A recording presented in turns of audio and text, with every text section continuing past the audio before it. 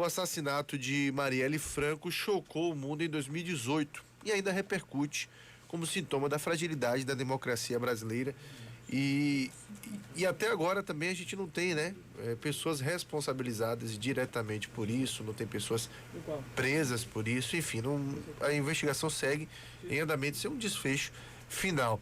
Incumbido de encontrar respostas, o delegado Giniton Alves assumiu a responsabilidade de iniciar as investigações sobre o atentado e sua trajetória frente ao caso, desde o dia que assumiu o inquérito até a prisão de 2 acusados de homicídios, agora está retratada no livro Quem Matou Marielle, lançamento da Matrix Editora. Escrita em parceria com o cientista político e jornalista Carlos Ramos, a obra resgata com fidelidade as tensões pré-eleições que culminaram com protestos, enfrentamentos ideológicos e um foco ainda maior nas pautas relacionadas à segurança pública.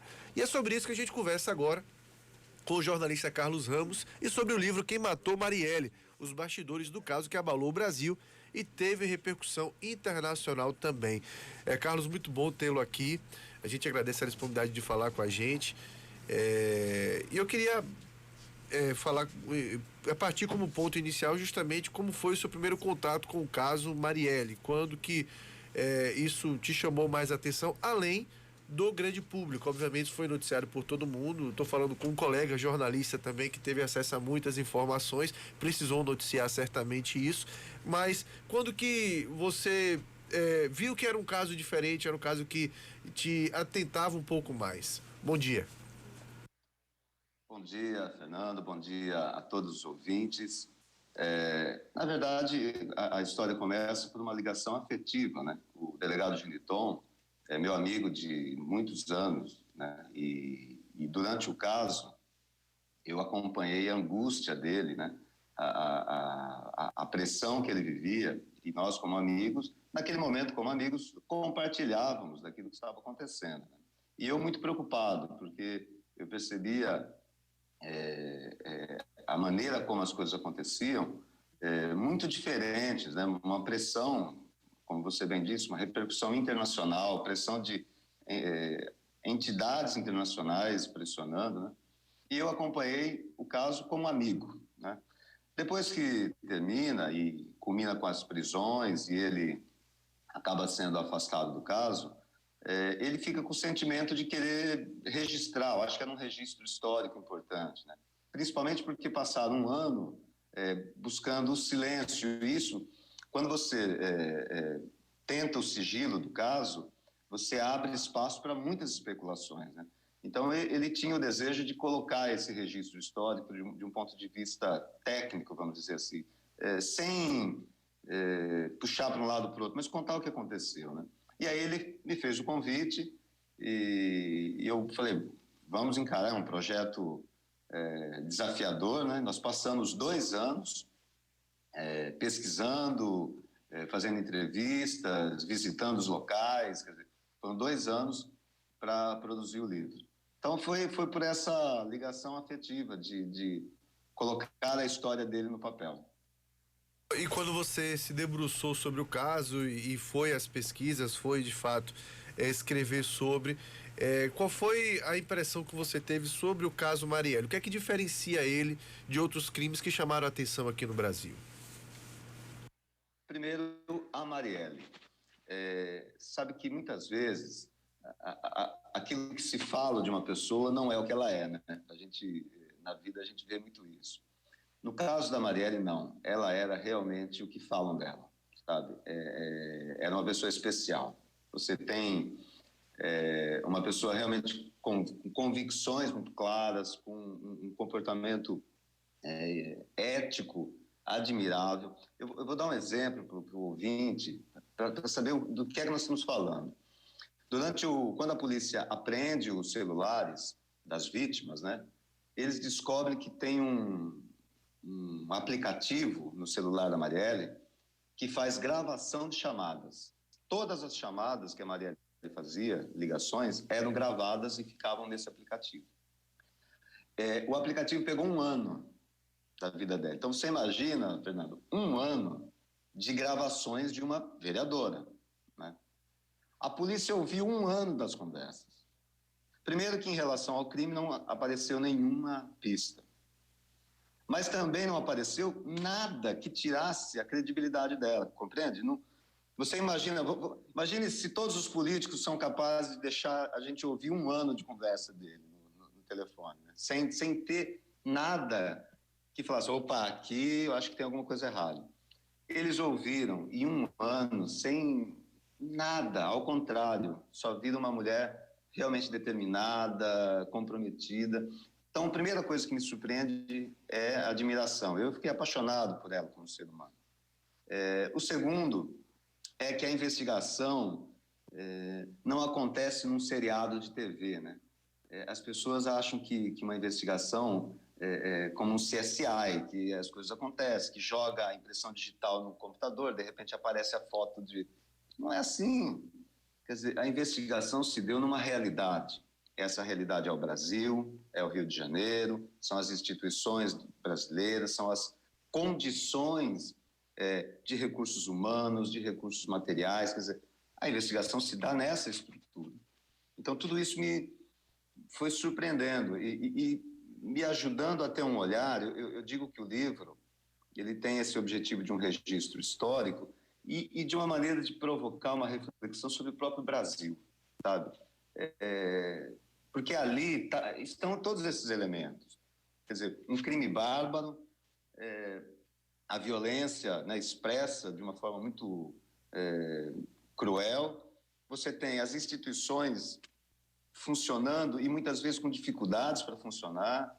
Então, é uma maneira de você reconhecer o próprio Brasil e de refletir se é isso que a gente quer, né? Porque o grande desejo nosso, lembrando até o escritor Gabriel Garcia Marques, uma frase dele que diz assim, a gente escreveu na esperança de que nunca mais esse livro nos aconteça, né? Quando ele diz isso sobre notícia de um sequestro. Eu acho que esse é o sentimento. A gente gostaria que nunca mais um livro desse nos acontecesse. E a reflexão é, será que nós estamos fazendo algo para que isso não aconteça mais, né? Então, essas coisas me surpreenderam no caso, me envolveram, e foi uma experiência riquíssima. Bom, e dentro da investigação, o que é que se conseguiu descobrir a respeito do crime, né? Volta e meia o assunto vem à tona, é alvo de protestos, enfim, é colocado na mídia como um caso, de alguma forma, ainda assim uma solução. Mas a gente tem dois acusados presos pelo homicídio. Na verdade, um possível mandante do crime, algo que se busca. O que é que você conseguiu descobrir sobre a investigação e em que ponto que de fato ela acabou ou parando ou de alguma forma sendo travada? A investigação já completou 4 anos, né? E muito material foi produzido. São 4 anos de uma produção gigantesca de materiais. O período que nós abordamos no livro é o primeiro ano, né? Ele começa no dia do crime e termina com a prisão, as prisões dos 2 acusados. Então, nesse período, digamos assim, o que está no livro é tudo que se tem. Quer dizer, a prisão dos 2 acusados e algumas linhas de investigação que ainda prevalecem, isso no primeiro ano. Eu desconheço como é que está agora, porque 3 anos depois, eu desconheço como que estão essas linhas. Mas o caso, então, nessa primeira etapa, ele consegue chegar nos 2 acusados, eles estão presos até hoje, aguardando julgamento. Isso é um outro ponto, Fernando, que retoma o que a gente acabou de falar, sabe? Dessa realidade brasileira, né? Os acusados estão presos em presídios federais, que são rigorosos, né? Desde o do dia 12 de março de 2019 e aguardando um julgamento. Quer dizer, a gente precisa que eles sejam julgados, né? Até para que essa etapa do caso se conclua e que também tenha a esperança, a perspectiva de avançar na questão dos mandantes, se é que existem mandantes, né? A investigação, pelo menos no primeiro ano, não indicava claramente. Então, as descobertas quando o livro termina com 2 acusados sendo presos e com algumas linhas de investigação abertas. Algumas, pelo que a gente acompanha, abertas até hoje. Pois é, e dificuldades nesse processo. É claro que é um caso complexo. Quando o caso ele ganha uma repercussão muito grande, até internacional, como a gente falou, eu acredito aí como pessoa que está de fora do processo, tanto da investigação quanto de pesquisa da investigação, como foi o seu caso para escrever o livro. Mas eu imagino que dificulte bastante, né? Todos os holofotes em cima daquilo e qualquer passo que a investigação dá, a imprensa noticia, qualquer informação que vaza, vira uma notícia internacional. Qual que foi a grande dificuldade e como que isso foi sendo driblado também? Porque uma investigação, ela precisa de um certo sigilo em dado momento, né? Fernando, sua pergunta é excelente. E esse é um ponto que quem lê vai perceber o tempo todo, a preocupação. O limite, onde é que está o limite entre o direito de divulgar os fatos e a necessidade, né, do sigilo de uma investigação, como você bem diz. Durante o caso Marielle, muitos vazamentos foram prejudiciais à investigação e fragilizaram muito o trabalho no caso. Vou dar um exemplo. Logo de cara, o crime acontece numa quarta-feira. Na quinta-feira, o delegado Giniton assume o caso. E isso é uma coisa interessante. Ele não era o responsável pela DH da capital. Ele era, naquele momento, delegado titular da Baixada Fluminense. Então, quando acontece a morte da Marielle, ele não tem relação com o caso. Mas aí, no dia seguinte, ele é convocado e acaba assumindo a DH da capital e o caso. Isso é quinta-feira. Na sexta-feira, sai a imprensa divulga o termo de declaração, quer dizer, o depoimento escrito da vítima sobrevivente, que é a assessora da Marielle, Fernanda Chaves, que estava dentro do carro. Você imagina o risco que se colocou essa pessoa? Porque num crime claramente planejado daquele, você tem uma vítima sobrevivente e o depoimento dessa vítima vai para a imprensa e vai para a TV e vai para o jornal. Quer dizer, aquilo gerou um medo generalizado entre as vítimas. A polícia já... Você imagina, se você vai ser ouvido no caso como testemunha, se vazou o termo de depoimento da vítima sobrevivente, você imagina, olha, o que eu vou falar também vai vazar. Então, criou um temor e que depois teve que reconstruir. E aí o que acontece? Ao longo da investigação, vários momentos, os vazamentos e divulgações acabaram trazendo só complicações. Um momento vazaram sobre a arma que estava sendo procurada. Fernando, imagine que, de repente, um crime daquele, você tem algumas suposições, de repente a imprensa diz assim, olha, a polícia está atrás de uma HK MP5, que é a submetralhadora. O que vai acontecer com essa arma? Quem tem essa arma ou quem está envolvido? Vai desaparecer com ela. Quer dizer, está de alguma forma comunicando, né, onde é que a polícia está. Então, assim, em vários momentos, eu acho que esses vazamentos foram prejudiciais e é uma reflexão que a gente faz no livro, que a gente tem que fazer, nós que atuamos na área, até onde é o limite. Porque o ideal é que você tenha uma investigação sob sigilo. Agora, foi estabelecido o sigilo e você tem essa disputa por vazamentos e você tem também o problema das especulações, porque aí, quando você, sabe, na polícia eles falam que quando você fecha a porta, quem fica de fora fica tentando ouvir e descobrir o que está acontecendo lá dentro da sala, né? Então, numa investigação é isso. Eles fecharam bastante, porque havia necessidade, e aí abre espaço para especulações. Então, acho que tudo isso é um amadurecimento. Eu acho que a gente tem que amadurecer, entender que investigações criminais precisam de sigilo, precisam ter a confiança da sociedade nas suas instituições, né? E não esse jogo de querer, não desestabilizar, mas às vezes a mídia quer resolver os casos no lugar da polícia. E isso gera um problema enorme. Sem dúvida nenhuma. Bom, a todo momento esse caso é ligado de alguma forma a, enfim, a políticos. Se sugere o tempo todo o envolvimento de políticos, até políticos de alto escalão no nosso país, com esse crime da Marielle. Por exemplo, uma estranheza que se causou e que se foi noticiado do fato do porteiro do Vivendas da Barra ter registrado na planilha do condomínio a autorização de entrada de Elcio de Queiroz para o número da casa do atual presidente da República, Jair Bolsonaro. Dentro dessa investigação, desse primeiro ano que você conseguiu acompanhar, ficou evidenciado algum envolvimento direto ou indireto de políticos no caso Marielle? Porque, obviamente, chama muita atenção uma vereadora que foi assassinada brutalmente, ela tinha envolvimentos com causas sociais e fazia uma série de enfrentamentos, né, a políticos importantes, até em plenário da própria Câmara, né? Ela questionava muita coisa em relação a políticas públicas. Foi encontrado alguma evidência de envolvimento de políticos nesse processo?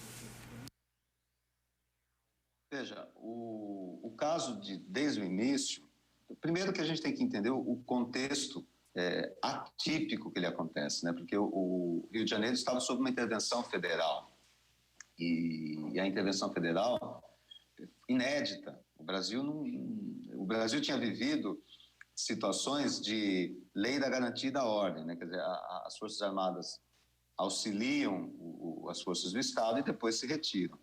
No caso da intervenção, não. A intervenção é entregue totalmente na mão dos militares. Tanto que o comandante, né, o general Braga Neto, ele só se reportava ao presidente da República. Então você tinha uma situação atípica no Rio de Janeiro, que envolve esse contexto político que você colocou, até porque a gente tem que pensar, por que uma intervenção federal? Porque havia um problema no Estado para lidar com a segurança pública. Então também essa crise que existia no Rio de Janeiro cria um cenário muito complexo. E na investigação, o que a gente pode dizer é que no primeiro ano, o foco da investigação foi autores, né? Então, é claro que a linha de mandante sempre se busca, mas a polícia em algum momento percebeu que ela não chegaria nos mandantes se não chegasse nos autores. Então, o foco acaba sendo os autores. Então, essas discussões, essas linhas, digamos, que podem levar a políticos ou qualquer que seja, não, elas correm durante o primeiro ano, mas elas não se aprofundam. E eu não sei agora como é que estão nesses últimos anos.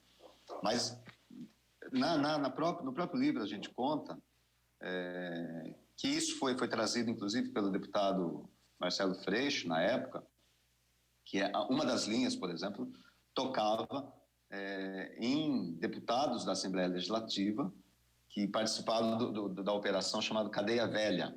A gente conta isso no livro. Cadeia Velha foi uma investigação do Ministério Público Federal de esquemas de propina dentro da Assembleia Legislativa. E, naquele episódio, houve até prisão de deputados, e o PSOL e o Marcelo Freixo tiveram uma posição muito crítica, e eles entraram, inclusive, com uma ação judicial contra a nomeação de um dos deputados e tal. Então, uma das linhas que surgem no livro seria, então, até a possibilidade de ser uma reação a isso, né? Porque isso pegou políticos, empresários importantes na época. Então, essa ideia da política sempre permeia o caso.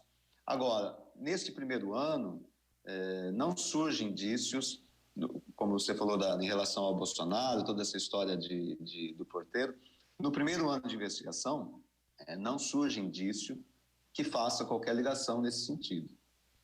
Essa história do porteiro ela vai aparecer em 29 de outubro de 2019, ou seja, meses depois das prisões, e aí o delegado Gino, então, já não está mais no caso, Então aí a gente não tem informações sobre o que aconteceu. Bom, para a gente encerrar, Carlos, eu queria que você me trouxesse muito mais a sua análise. Claro, aprofundada foi nesse primeiro ano do caso, mas a gente tem aí 3 anos, né, de caso Marielle.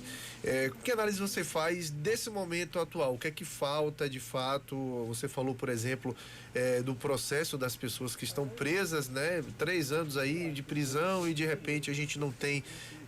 Na verdade, são 4 anos de caso, 3 anos de prisão deles, né? E a gente não tem, de fato, o processo. Eles não foram ainda a julgamento, que pode revelar muita coisa, inclusive, né? Naquele momento ali de julgamento.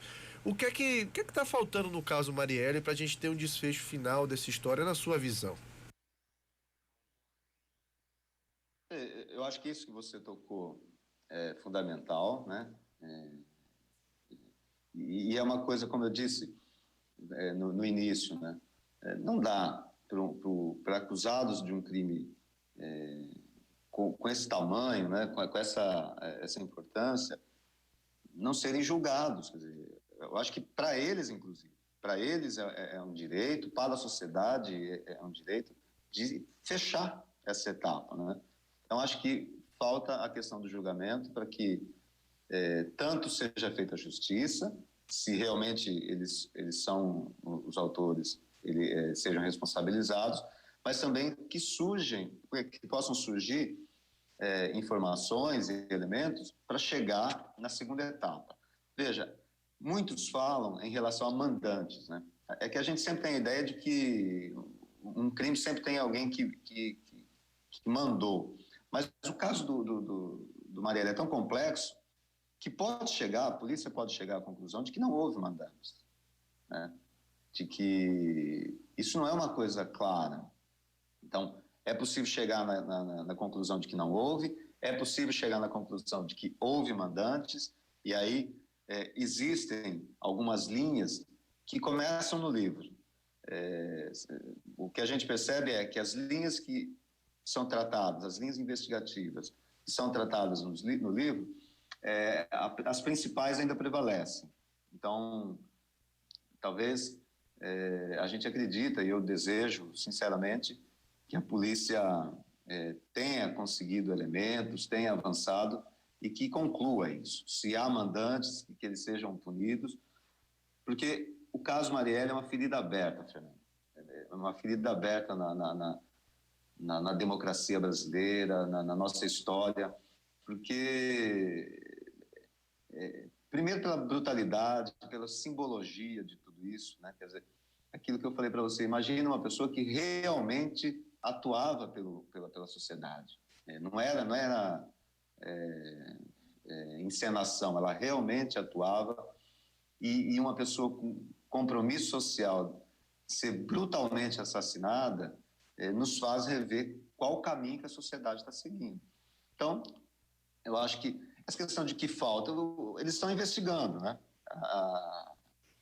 Eu sei que há muito material, o inquérito cresceu bastante, e o que eu tenho é a esperança de que esse caso se resolva logo, para ver se essa ferida fecha e se a gente aprende. A minha grande preocupação é o que nós, brasileiros, aprendemos com isso e o que nós estamos fazendo de diferente na nossa sociedade para que isso não aconteça mais.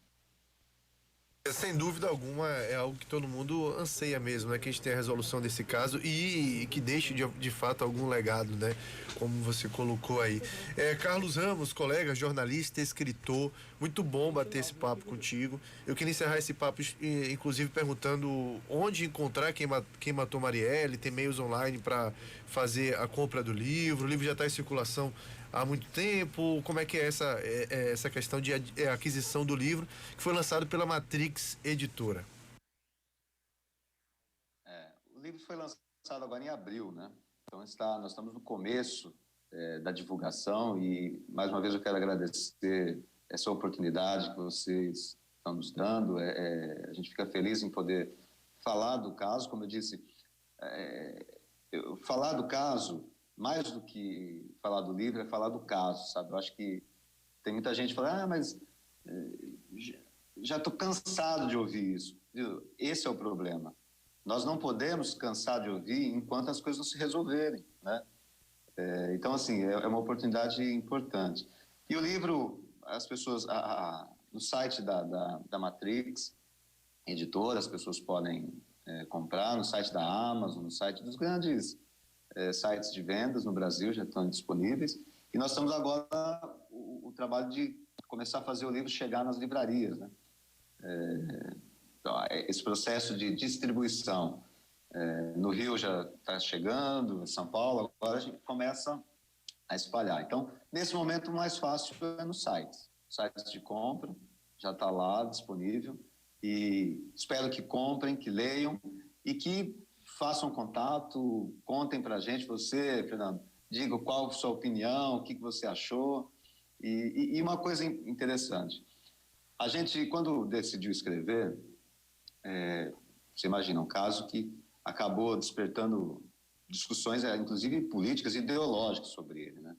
E a gente decidiu o seguinte: vamos contar os fatos, sem julgamento, sabe? Sem fazer juízo de valor. Vamos contar o fato. Olha, isso aconteceu. Aconteceu desse jeito. O leitor forme a sua opinião sobre aquilo.